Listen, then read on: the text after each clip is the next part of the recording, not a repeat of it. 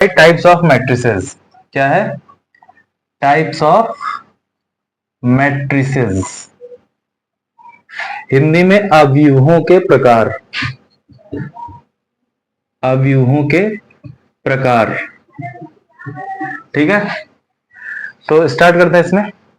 पहला जो मैट्रिक्स आता है आपका उसको बोलते हैं हम लोग हॉरिजॉन्टल मैट्रिक्स। ठीक है ना, ध्यान देना इसमें पहला दूसरा कुछ नहीं है, जो भी आपको पहले याद हो वही पहला है, हॉरिजॉन्टल मैट्रिक्स। ठीक है, हिंदी में इसको बोलते हैं हम लोग क्षैतिज आव्यूह। ठीक है, क्षैतिज आव्यूह। ध्यान देना इसमें क्या होगा, ये एक ऐसा मैट्रिक्स है जिसमें जो रोज हैं वो क्या है, कॉलम से ज्यादा होंगे। क्या होंगे? सॉरी, रोज क्या होंगे, कॉलम से कम होंगे, यानी नंबर ऑफ कॉलम्स क्या होंगे, कम होंगे, रोज ज्यादा होंगे। जैसे 1 2 3 4 5 6, अगर ऐसा रेक्टेंगुलर दिखाई पड़ता है यानी कि ये क्या है, 2 into 3 ऑर्डर का, तो इसको हम लोग क्या बोलेंगे, हॉरिजॉन्टल मैट्रिक्स। कितनी रोज हैं?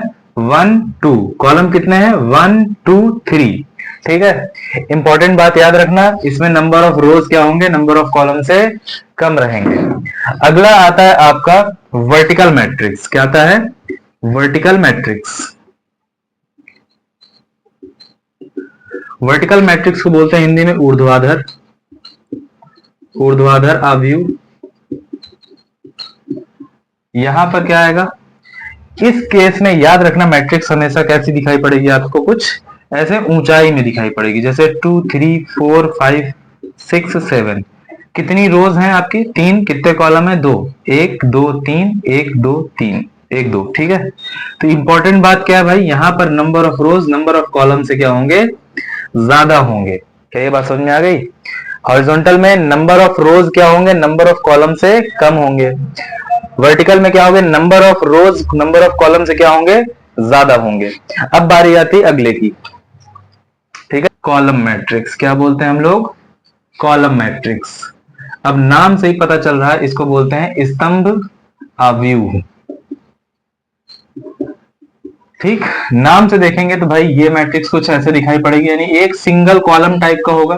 कॉलम क्या होगा, 1 2 3, इसमें देखो 3 रो हैं और कॉलम कितना है, 1। तो इंपॉर्टेंट बात यह है कि इसमें जो कॉलम होगा वो सिर्फ और सिर्फ एक होगा, ये इंपॉर्टेंट बात है।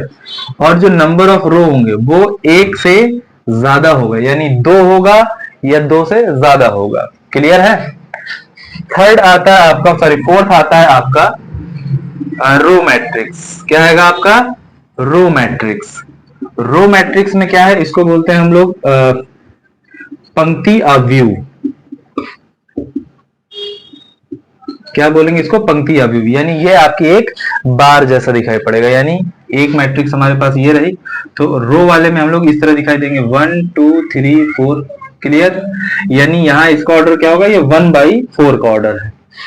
इसमें इंपॉर्टेंट बात क्या है आपकी, कि यहाँ पर जो नंबर ऑफ रो है वो 1 रहेगा और जो नंबर ऑफ कॉलम रहेगा वो ज्यादा रहेगा एक से। यानी 2 कॉलम हो सकता है, 3 कॉलम हो सकता है, 5 कॉलम हो सकता है, 4 कॉलम हो सकता है, बट नंबर ऑफ रो क्या रहेगी, एक ही रो रहेगी। तो इसको हम लोग क्या बोलेंगे, रो मैट्रिक्स बोलेंगे। आई होप आपको इतनी बात क्लियर हुई होगी। क्लियर है? अब हम लोग आगे बढ़ते हैं। अब ध्यान देना, इसमें अगली जो मैट्रिक्स आती है आपकी वो आती है नल मैट्रिक्स या जीरो मैट्रिक्स या शून्य आव्यूह।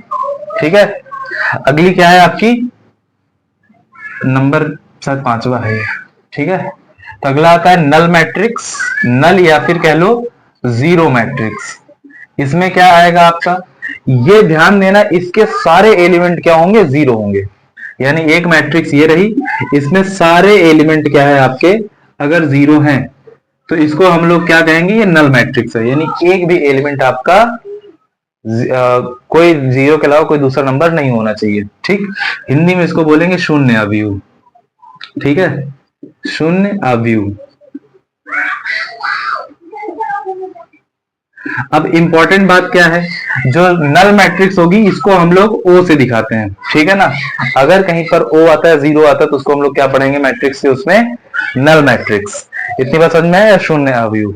ठीक, नेक्स्ट इसी में हम लोग एक और पढ़ लेते हैं। क्या, छठा, अगर एक ऐसी मैट्रिक्स है जिसमें सिर्फ और सिर्फ एक ही एलिमेंट है गिनती का, यानी कि यहां पर क्या है आपका सिंगलटन, इसको बोलेंगे सिंगलटन मैट्रिक्स।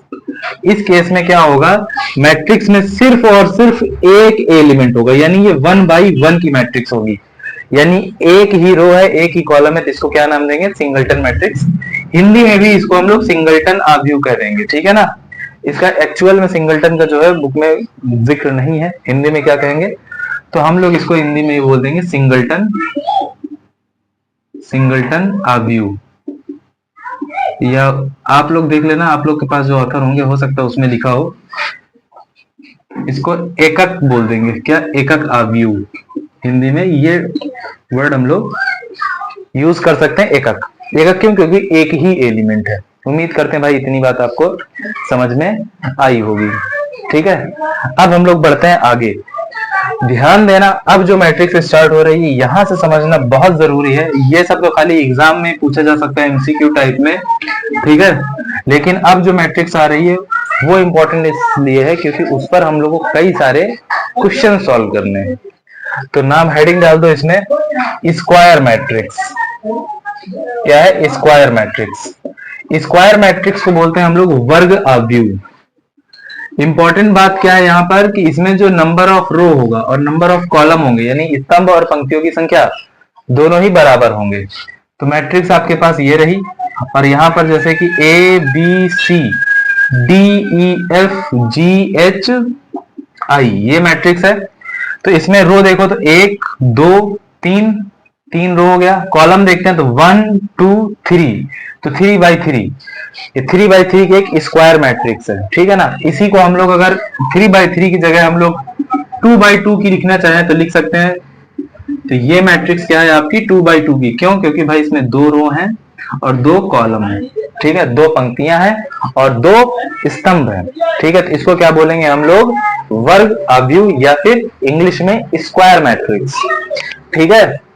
चलो अब इसी में हम लोग कुछ और भी पढ़ लेते हैं इंपॉर्टेंट, ठीक। एक क्या है आपका, तो जैसे आपका आता है यहां पर एक डायगोनल मैट्रिक्स। क्या है आपका, डायगोनल मैट्रिक्स। डायगोनल मैट्रिक्स में क्या होगा, इसमें सिर्फ ये डायगोनल एलिमेंट आपके क्या रहेंगे, प्रेजेंट रहेंगे, बाकी सब जीरो रहेंगे। यानी कि डायगोनल मैट्रिक्स को क्या बोलेंगे हम लोग, विकर्ण आव्यूह, विकर्ण आव्यूह। जैसे ए कोई हमारी एक मैट्रिक्स है, 1 0 0 0 2 0 0 0 3, ये अगर हमारी एक मैट्रिक्स है तो इसको हम लोग क्या बोलेंगे, डायगोनल मैट्रिक्स। बिकॉज क्योंकि यहां पर जो है अगर हम लोग देखते हैं तो हमारे पास सिर्फ डायगोनल एलिमेंट ही प्रेजेंट है, ठीक है ना। इसमें डायगोनल एलिमेंट क्या होंगे, डायगोनल एलिमेंट ये आपका जीरो नहीं होना चाहिए, ठीक है ना, ये जीरो नहीं होगा। बाकी rest of the except of diagonal element, यहां पर डायगोनल एलिमेंट तो ठीक है, एक्सेप्ट डायगोनल एलिमेंट सभी क्या होंगे, जीरो होंगे। क्लियर है, डायगोनल एलिमेंट को छोड़ करके बाकी जो भी मैट्रिक्स के एलिमेंट होंगे वो सब क्या आएंगे, जीरो आएंगे। तो ध्यान देना, शॉर्टकट में अगर लिखना है तो ये लैंग्वेज के फॉर्मेट में लिखना गड़बड़ हो जाएगा। तो एक चीज और समझा रहा हूं तो उसको ध्यान देना। जैसे ये इतनी बात उम्मीद करते हैं भाई समझ में आई होगी आपको। डायगोनल मैट्रिक्स, कोई भी मैट्रिक्स अगर हमारे पास ये ए है तो मान लेते हैं इसका एलिमेंट क्या है, A11 A12 A13 A21 A22 A23 A31 A32 A33, ये कोई एक स्क्वायर मैट्रिक्स है 3/3 की, है ना। ये 3/3 की एक स्क्वायर मैट्रिक्स है। अब इस केस में क्या होगा, इस केस में क्या होगा आपका कि यहां पर ध्यान दो, डायगोनल आपका ये रहा, ठीक है ना, ये डायगोनल रहा। इतनी बात समझ में आई। अब डायगोनल एलिमेंट में क्या आएगा आपका, इंपॉर्टेंट बात क्या है, कोई भी एलिमेंट अगर मैट्रिक्स का है तो उसको हम लोग ए आई जे के फॉर्मेट में लिखते हैं, है ना। अब यहां पर देखो ए आई जे में देखा जाए तो आई और जे यहां पर क्या है, बराबर है। यानी ए आई जे में अगर हमारे पास आई इक्वल हो जाता है जे के तो हम कहेंगे ए आई जे क्या है, ये डायगोनल एलिमेंट है। क्या है, डायगोनल एलिमेंट है। इतनी बात समझ में आई। अगर i और j की वैल्यू यानी a11 आ जाता है, क्यों? क्योंकि यहाँ पर i की वैल्यू 1 है और j की वैल्यू भी 1 है। a22 की बात कर लेते हैं, तो i की वैल्यू यहाँ 2 है और j की वैल्यू यहाँ क्या है? 2 है। तो इस केस में ये क्या हो जाएगा? आपका डायगोनल एलिमेंट हो जाएगा। ठीक है, तो अगर डायगोनल एलिमेंट हमारा यहाँ पर क्या होना चाहिए? 0 नहीं होना चाहिए। तो इसको अगर सिंबॉलिक लैंग्वेज में लिखना है तो aij does not equals to 0 for all i equals to j, यानी जहां जहां पर i और j की वैल्यू सेम है वहां वहां 0 नहीं आना चाहिए। And aij is equals to 0 for all i does not equals to j, यानी कि i और j की वैल्यू जहां इक्वल नहीं है वो सब क्या हो जाने चाहिए? 0 हो जाने चाहिए। तो सिंबॉलिक लैंग्वेज में हम ये लिखेंगे, इसको नोट कर लो, इसको ध्यान दे लो। ठीक है ना, बहुत इंपॉर्टेंट बात है। डायगोनल एलिमेंट के लिए इंपॉर्टेंट कंडीशन क्या है आपका? कि i और j की वैल्यू क्या होनी चाहिए? सेम होनी चाहिए। लाइक a11 तो i की वैल्यू 1, j की वैल्यू 1, a33 i की भी वैल्यू 3 है, j की वैल्यू भी 3 है। इतनी बात समझ में आ रही है? चलो अब आगे बढ़ते हैं हम लोग।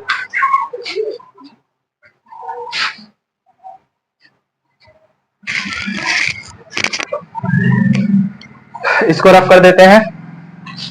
ध्यान देना, डायगोनल मैट्रिक्स स्क्वायर मैट्रिक्स होती है। ठीक है ना, डायगोनल मैट्रिक्स तभी पॉसिबल है जब ये स्क्वायर मैट्रिक्स होगी। अगर ये स्क्वायर मैट्रिक्स नहीं है तो डायगोनल मैट्रिक्स बनना पॉसिबल नहीं है। इतनी बात समझ में आ गई? अब हम लोग आगे देखते हैं। डायगोनल मैट्रिक्स समझ में आ गया। अब डायगोनल मैट्रिक्स को ही थोड़ा सा और कैटेगराइज कर देते हैं हम लोग। डायगोनल मैट्रिक्स को ही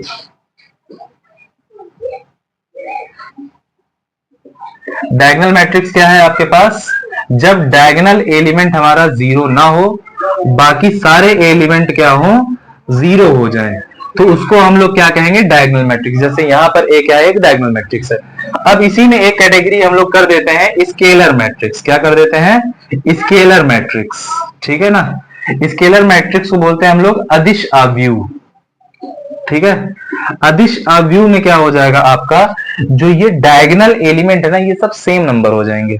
यानी ये ए मैट्रिक्स हमारे पास, तो ये हो जाएगा 2 0 0 0 2 0 0 0 2। तो ये जो मैट्रिक्स आपकी 3x3 की बन के आई है, ये एक स्केलर मैट्रिक्स है। क्यों? क्योंकि इसके सारे डायगोनल एलिमेंट क्या है? सेम है। इतनी बात समझ में आया?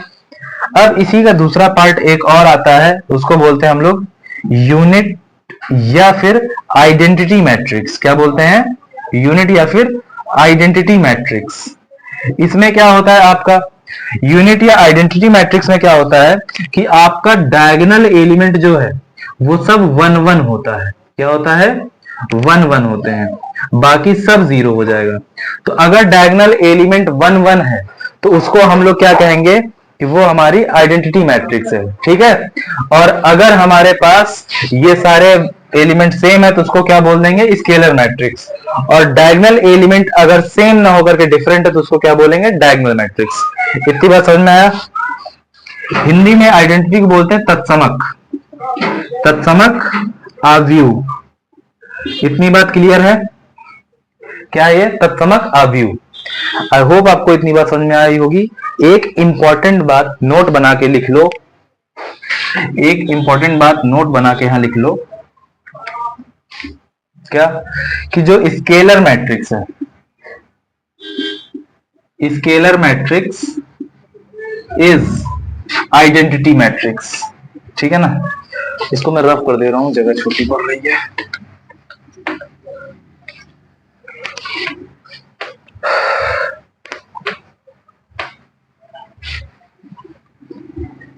ये उम्मीद करता हूं नोट कर लिए होंगे आप लोग। तो यहां नोट बना के लिख लो कि जो स्केलर मैट्रिक्स होती है, ठीक है ना, स्केलर मैट्रिक्स ये आपकी हाँ आइडेंटिटी मैट्रिक्स, आपकी आइडेंटिटी मैट्रिक्स आपकी स्केलर मैट्रिक्स हो सकती है। ठीक है ना, यानी आइडेंटिटी को हम क्या कह सकते हैं? स्केलर कह सकते हैं। बट स्केलर को हम लोग क्या कहते हैं? आइडेंटिटी नहीं कह सकते हैं। बात समझ में आया? यानी जो आइडेंटिटी मैट्रिक्स है वो आपकी स्केलर मैट्रिक्स भी कही जा सकती। क्यों? क्योंकि स्केलर की कंडीशन है डायगोनल के सारे एलिमेंट क्या होंगे आपके जीरो, सेम नंबर होंगे। आइडेंटिटी में भाई वन वन एलिमेंट है, सारे डायगोनल एलिमेंट, तो इसमें सारे देखो डायगोनल एलिमेंट सेम नंबर है या नहीं है? तो आपकी जो आइडेंटिटी मैट्रिक्स है उसको हम लोग स्केलर मैट्रिक्स भी कह सकते हैं, बट स्केलर को हम लोग आइडेंटिटी मैट्रिक्स नहीं कह सकते। क्यों? क्योंकि डायगोनल एलिमेंट अगर 3 हो गया 3 हो गया 3 हो गया तो वो आइडेंटिटी थोड़ी ना है। आई होप आपको इतनी बात समझ में आई होगी। ठीक है, क्लियर है? अब हम लोग बढ़ते हैं आगे। अब इंपॉर्टेंट बात आती है इसमें, एक आपका यहां से क्वेश्चन भी आता है।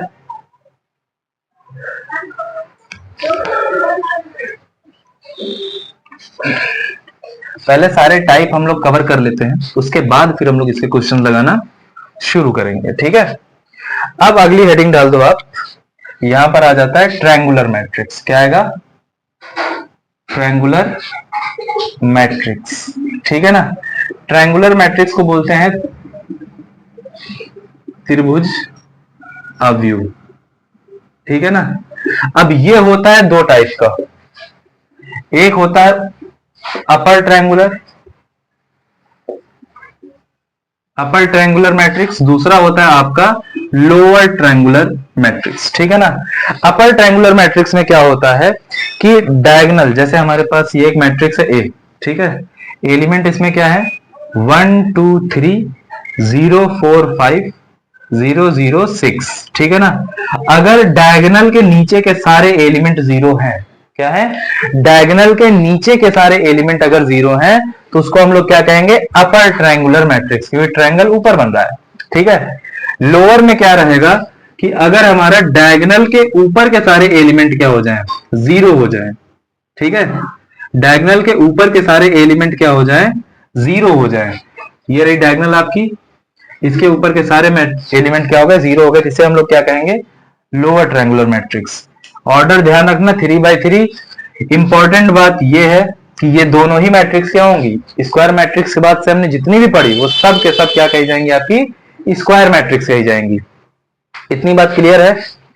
अब इंपॉर्टेंट बात ये ध्यान रखना, एमसीक्यू यहां से जो बनेगा आपका वो ये बनेगा कि यहां पर ए आई जे ये एक एलिमेंट है, ये जीरो होना चाहिए। इंपॉर्टेंट बात सिंबॉलिक लैंग्वेज में। ठीक है, कंडीशन लिख देगा for which condition the matrix should be a upper triangular matrix या लोअर ट्रायंगुलर मैट्रिक्स। ठीक है, तो कंडीशन क्या है?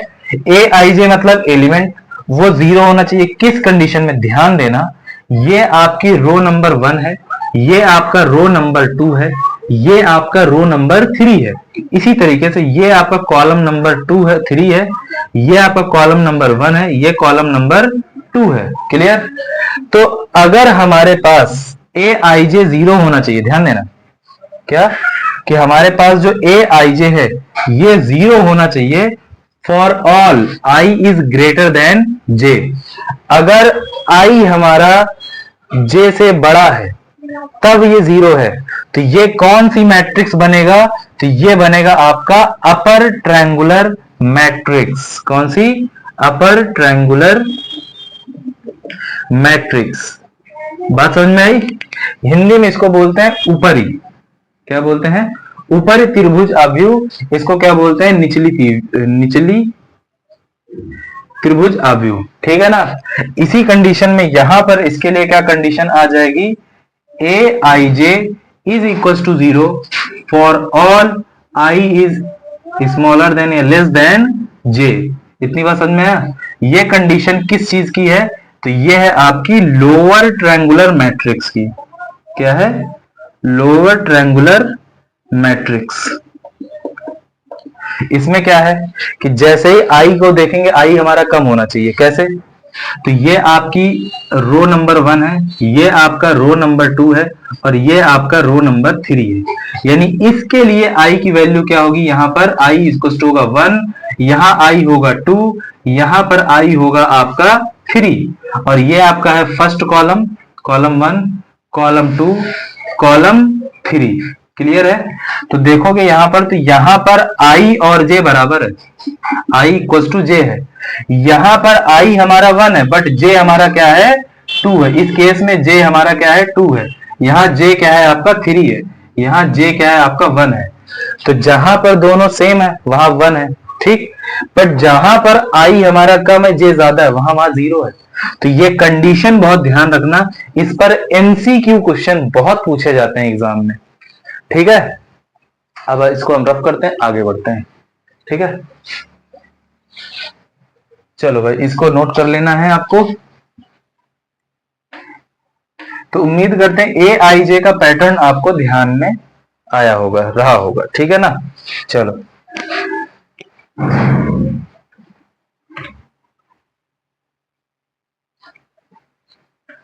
अब इसके बाद हम लोग करते हैं,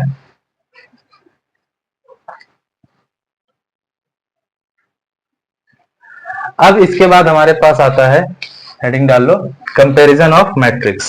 क्या आता है, या कह लो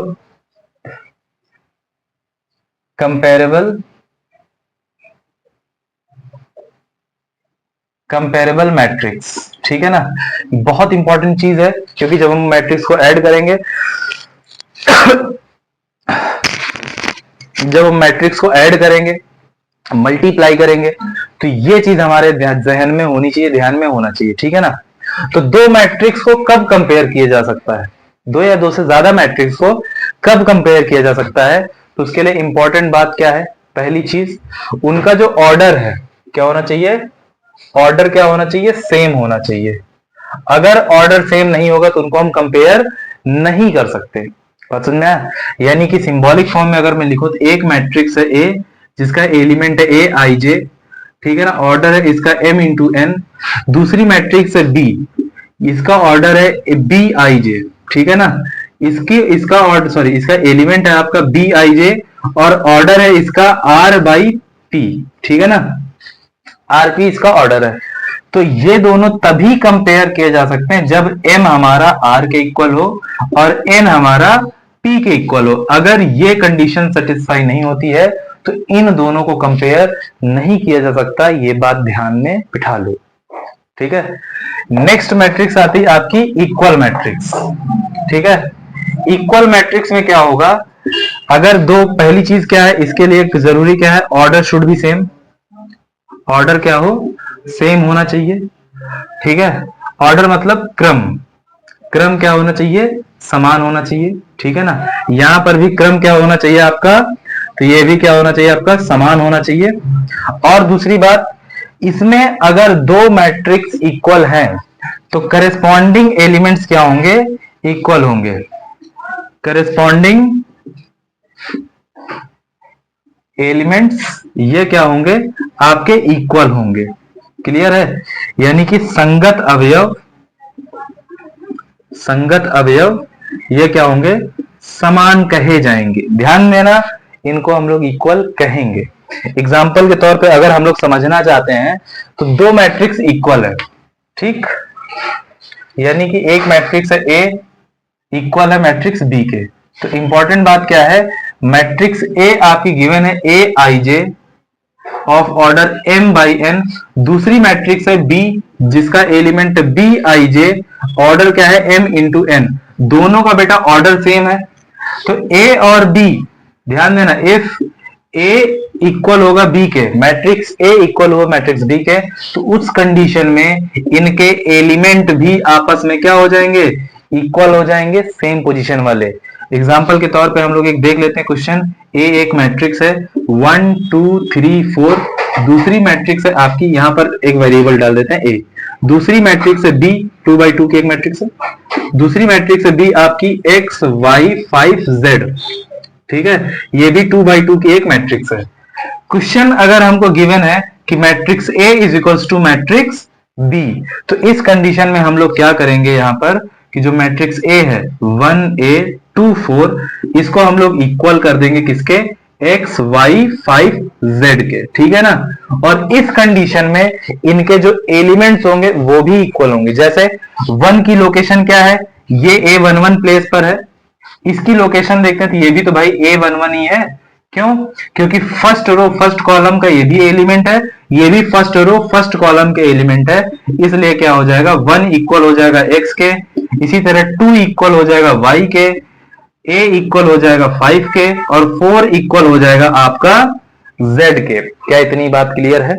यानी ये सारे एलिमेंट क्या होंगे, आपस में इक्वल हो जाएंगे। इतनी बात क्लियर? इसको एक एग्जांपल से हम लोग और समझ लेते हैं यहाँ पर। अच्छा, इनको नोट करना है, ठीक है ना, थोड़ा सा रिवाइंड करके आप नोट कर लीजिएगा।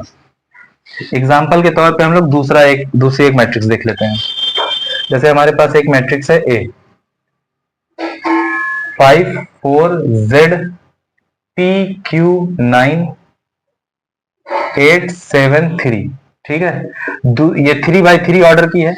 दूसरी मैट्रिक्स है हमारे पास बी, इसका भी ऑर्डर सेम ही रखते हैं, ठीक है। तो x y 9 7 8 9 8 7 ए, और इसको चेंज कर देते हैं बी। क्लियर है? ये कुछ एलिमेंट्स हो गए। क्वेश्चन कह रहा है कि मैट्रिक्स ए मैट्रिक्स बी दोनों इक्वल है, तो आपका एक वेरिएबल यहां पर है ए, ठीक है, एक वेरिएबल यहां बी, एक वेरिएबल यहां पर है, ये जो सर्कल कर रहा हूं ये सब वेरिएबल्स हैं, ठीक है ना। तो इनको पहले इक्वल मैट्रिक्स है तो दोनों इक्वल लिखी जाएंगी। क्या आ जाएगा, 5 4 Z P Q 9 8 7 3।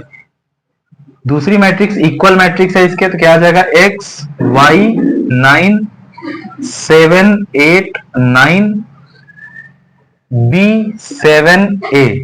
तो इक्वल मैट्रिक्स है, इसका मतलब क्या है, करेस्पॉन्डिंग एलिमेंट्स आपस में इक्वल होंगे, यानी कि 5 किसके इक्वल हो जाएगा, x के, 5 इक्वल होगा x के, 4 किसके इक्वल होगा, तो 4 हो जाएगा y के इक्वल, z किसके इक्वल हो जाएगा आपका, तो z हो जाएगा 9 के इक्वल, और p किसके इक्वल होगा आपका, तो ये होगा 7, q इक्वल हो जाएगा 8 के, 9 तो भाई 9 के इक्वल है ही है, इसमें लिखने की जरूरत है नहीं, तो b 8 किसके इक्वल हो जाएगा यहाँ पर, b के, यानी इस b की वैल्यू q की वैल्यू दोनों सेम आ रही है यहाँ से। साथ में a की वैल्यू देखते हैं हम लोग, तो यहां से a की वैल्यू आती है 3, क्योंकि ये एलिमेंट इसके इक्वल होगा। आई होप आपको इतनी बात समझ में आई होगी, ठीक है। सिंबॉलिक फॉर्म में अगर इसी को हम लोग लिखना चाहें तो एक एग्जांपल से और देख सकते हैं, ठीक है। इस पूरे को मैं रफ कर रहा हूं और एक बार और इसको अभी एक एग्जांपल से देखता हूं, फिर हम लोग आगे बढ़ जाते हैं अपना।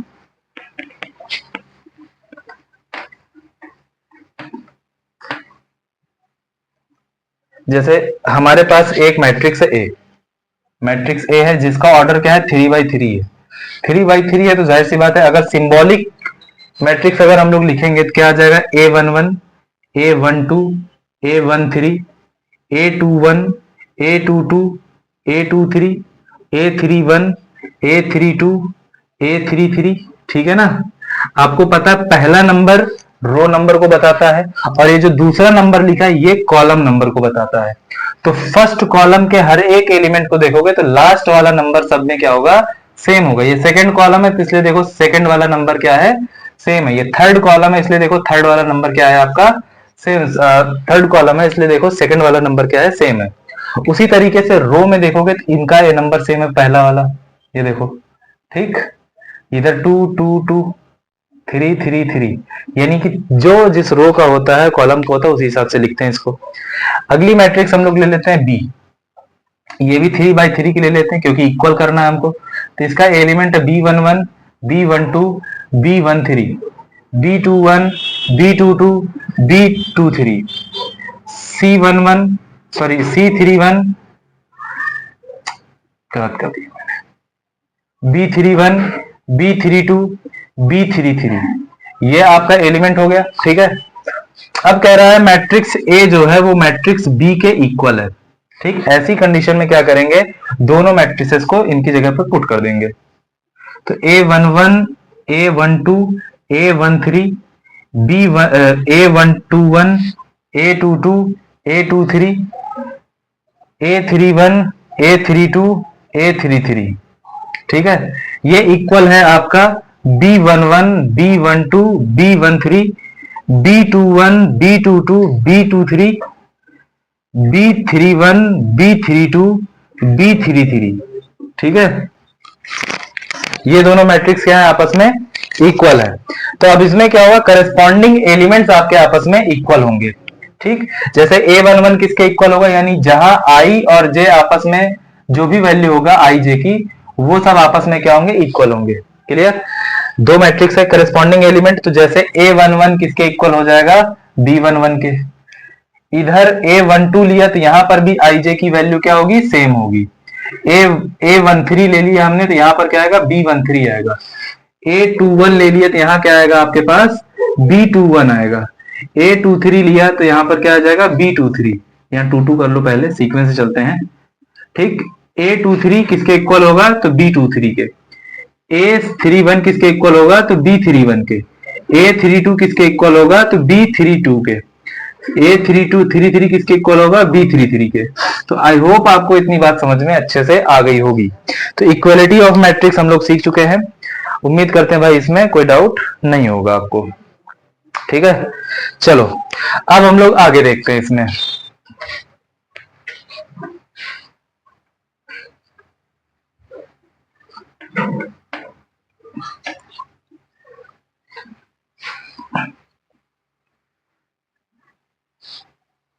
देखो, नेक्स्ट हमारा आता है, अब यहां से जो स्टार्ट होता है, अलजेब्रिक एक्सप्रेशन आ जाता है। ठीक है ना, यानी कि अलजेब्रिक एक्सप्रेशन बोल रहा हूं, अलजेब्रिक ऑपरेशन आता है। ठीक है, तो अलजेब्रिक ऑपरेशन आपको पता है मैट्रिसेस पर,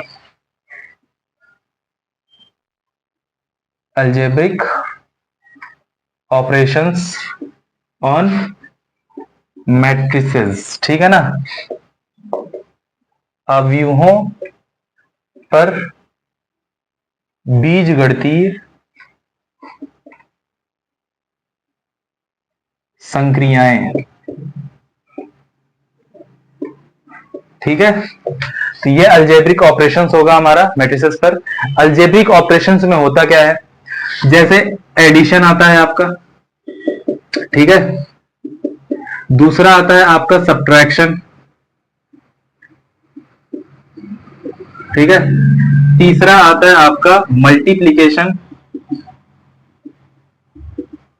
और चौथा आता है डिवाइड।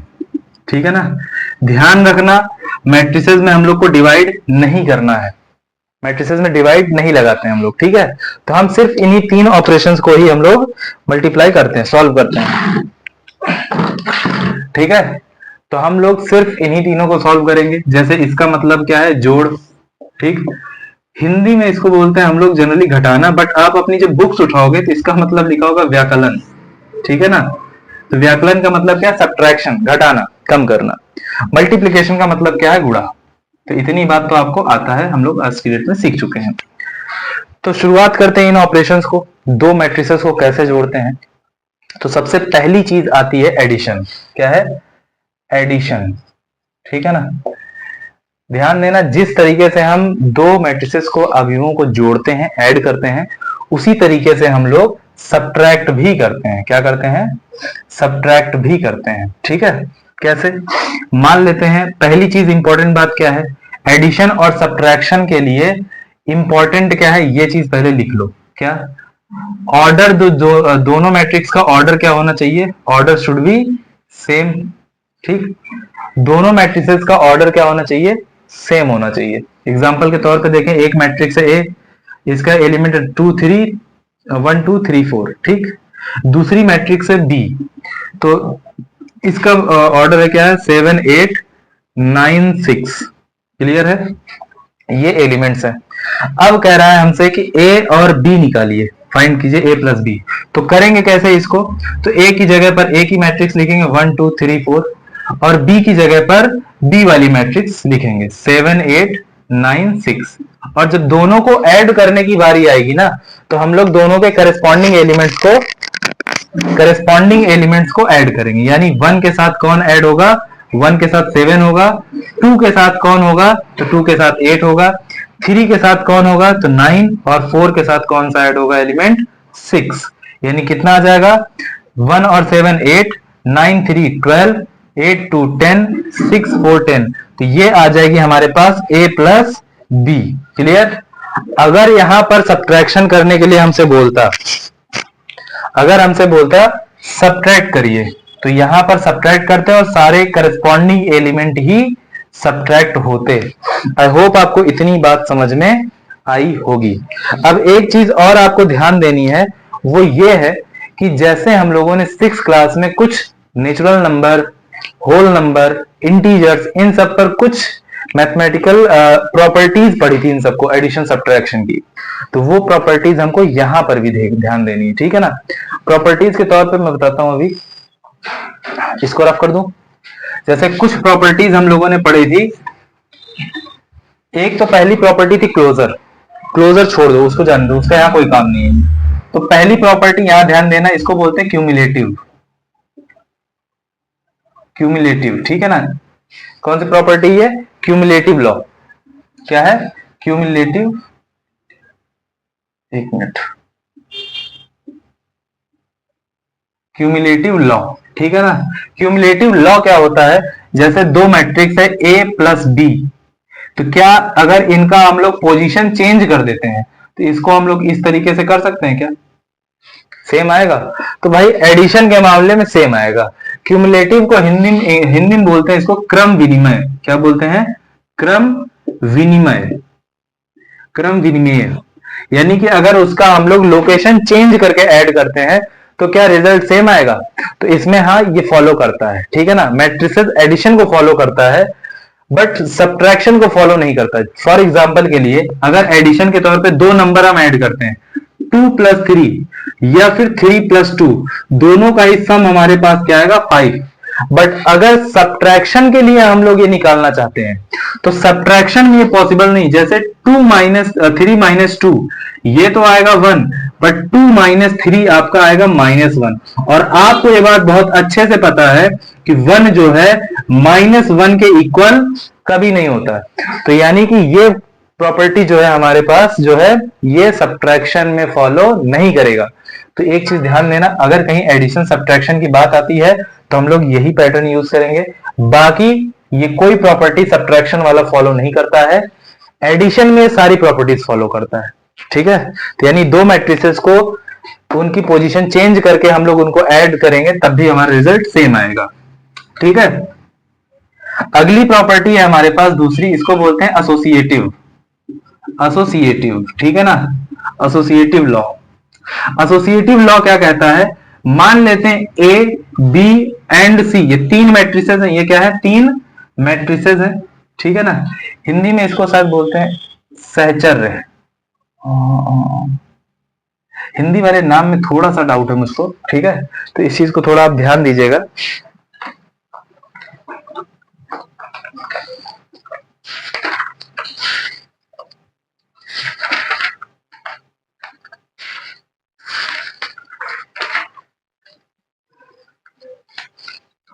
नहीं, सही है। इसको हिंदी में बोलते हैं साहचर्य। साहचर्य नियम। ठीक है ना? मतलब तीन मैट्रिसेस हमने मान लिए अपने मन से, क्योंकि हमें प्रूफ करना था, हमें तीन मैट्रिसेस मानना ही पड़ेगा। तो ये वाला लॉ क्या कहता है कि पहले कोई दो को ऐड कर दो, जो रिजल्ट आए उसमें तीसरा ऐड करो। तो क्या यही चीज इधर पहले कोई पीछे वाले दो को ऐड करके बाद में पहला ऐड करेंगे, क्या फॉलो करेगा? तो हाँ, इसका आंसर है हाँ, फॉलो करेगा। ठीक है ना? इसके बाद आपकी मैट्रिक्स आती है यहां पर, इसके बाद आपका आता है एडिटिव। एडिशन पढ़ रहे हैं तो यहां पर आएगा आपकी एडिटिव आइडेंटिटी। क्या आएगी? Additive identity. ठीक है ना? एडिटिव आइडेंटिटी में क्या आएगा? एक ऐसी मैट्रिक्स जिसको अगर हम लोग इसमें ऐड कर दें तो मैट्रिक्स में कोई चेंज ना आए। जैसे कि एग्जांपल के तौर पर अगर हम लोग देखें, इसको बोलते हैं हम लोग योज्य तत्समक। हिंदी में योज्य तत्समक। ठीक है ना? योज्य मतलब जोड़ के जो तत्समक हो जाए। ठीक है ना? जिसको ऐड करने पर वही मैट्रिक्स है। जैसे एक मैट्रिक्स है ए, अब ये बताइए इसमें कौन सी मैट्रिक्स हम ऐड करेंगे तो वही रिजल्ट हमको वापस मिल जाएगा। तो आपको पता है सर, अगर 2 में हमें कुछ ऐड करना है जिससे हमारा आंसर 2 आए तो वो नंबर 0 के अलावा और कोई नहीं हो सकता, क्योंकि 2 में 1 ऐड करेंगे 3 आ जाएगा। 0 के अलावा कोई दूसरा नंबर अगर हम ऐड करते हैं तो वो रिजल्ट में हमारा 2 नहीं आएगा। जीरो ऐड करेंगे तभी हमारा 2 आएगा, ठीक है ना। तो यानी यहां पर क्या आएगा आपका, तो नल मैट्रिक्स आ जाएगी, कौन सी, ओ। तो ओ क्या है आपकी, ये एक नल मैट्रिक्स है, ठीक है, क्या है, नल मैट्रिक्स। और नल मैट्रिक्स को हिंदी में क्या बोलते हैं हम लोग, शून्य अवयव। क्या बोलते हैं, शून्य अवयव। बात समझ में आया। तो ये कह सकते हैं किसी भी मैट्रिक्स का एडिटिव आइडेंटिटी मैट्रिक्स अगर हम पूछते हैं तो वो क्या आ जाएगी, नल मैट्रिक्स। यानी कोई भी मैट्रिक्स अगर बी में सारे एलिमेंट 0 0 हो जाए, मान लेते हैं 1 मिनट के लिए फर्ज कीजिए कि यह सारे एलिमेंट क्या है, 0 0 हो जाए, ठीक है ना। तो हम लोग कुछ भी करेंगे भाई, इसमें 0 अगर ऐड भी कर रहे हैं तो रिजल्ट में कोई चेंज आएगा क्या, 0 में ऐड करेंगे 1, इधर आएगा 3, इधर आएगा 2 4, तो क्या कोई फर्क पड़ा, जब इसको बी में ऐड किया तो वापस वही मैट्रिक्स हमको मिल गई है ना। तो इसे क्या बोलेंगे हम लोग, नल मैट्रिक्स क्या है, additive identity of any matrix. Clear. ध्यान देना, इस मैट्रिक्स का जो ऑर्डर होगा वो इसी का ऑर्डर होगा, जो ए मैट्रिक्स का ऑर्डर है, यानी जो ए मैट्रिक्स क्रम है वही हमारा नल मैट्रिक्स का भी होगा। यानी कि नल मैट्रिक्स अगर बनाना, ये 2 by 2 की है तो ये भी हमारा 2 by 2 का ही होना चाहिए, अदरवाइज पॉसिबल नहीं है। क्यों, क्योंकि हम लोगों ने अभी अभी पढ़ रखा है, एडिशन के लिए सबसे इंपॉर्टेंट बात है कि दोनों का ऑर्डर सेम होना चाहिए, दोनों का क्रम सेम होना चाहिए, ठीक है। अब बारी आती है हमारे पास एक और रूल की, इसको हम रफ कर दें, चलो पढ़ा दें, तो इधर थोड़ा देख लेते हैं। नेक्स्ट आती है हमारे पास एडिटिव इनवर्स। क्या आता है आपका, फोर्थ वाला, एडिटिव इनवर्स, ठीक है ना, एडिटिव इनवर्स, ठीक है। एडिटिव इनवर्स को क्या बोलते हैं हम लोग, योज्य प्रतिलोम, ठीक है। यानी कि हमारे पास एक मैट्रिक्स है ए, ठीक है, इसमें हम ऐसी कौन सी मैट्रिक्स ऐड कर दें कि रिजल्ट हमारा नल मैट्रिक्स हो जाए। तो भैया ऐसे के लिए क्या होगा, जैसे 2 में हम एग्जांपल, यही बात कह रहा है कि 2 में हम ऐसी कौन से नंबर को ऐड कर दें कि आंसर 0 हो जाए। तो भैया 2 में अगर -2 ऐड कर देते हैं हम लोग तो रिजल्ट हमारा 0 आ जाएगा, ठीक है ना। तो यानी यहां पर कोई मैट्रिक्स, उसी मैट्रिक्स का जो निगेटिव मैट्रिक्स होगा वो क्या होगा, उसका इनवर्स कहा जाएगा, ठीक है ना, एडिटिव इनवर्स कहा जाएगा। क्लियर। ध्यान देना, inverse generally single inverse word की मीनिंग हम मानते हैं कि वो मल्टीप्लिकेटिव इनवर्स है, ठीक है। और ये क्या है, आपकी एडिटिव इनवर्स है। वर्ड को बहुत ध्यान देना है, वर्ड अगर गड़बड़ाया तो आपका क्वेश्चन गलत हो जाएगा, ठीक है। इसको रफ कर देते हैं, एग्जाम्पल के तौर पे देख लेते हैं आगे।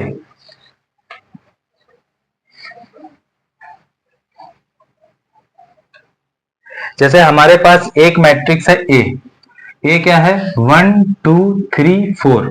अगर इसी का हम लोग को एडिटिव इनवर्स निकालना है तो हमें क्या करना पड़ेगा, -1 निकालना पड़ेगा। -a का मतलब है माइनस से सारे साइन में क्या करेंगे हम लोग, मल्टीप्लाई कर देंगे, तो सारे साइन क्या हो जाएंगे, माइनस के हो जाएंगे। तो ये क्या है, बेसिकली निगेटिव मैट्रिक्स ऑफ ए। क्या है, निगेटिव मैट्रिक्स ऑफ ए, ठीक है ना। ए मैट्रिक्स का निगेटिव क्या है हमारे पास, -a। आई होप आपको इतनी बात समझ में आई होगी, ठीक है।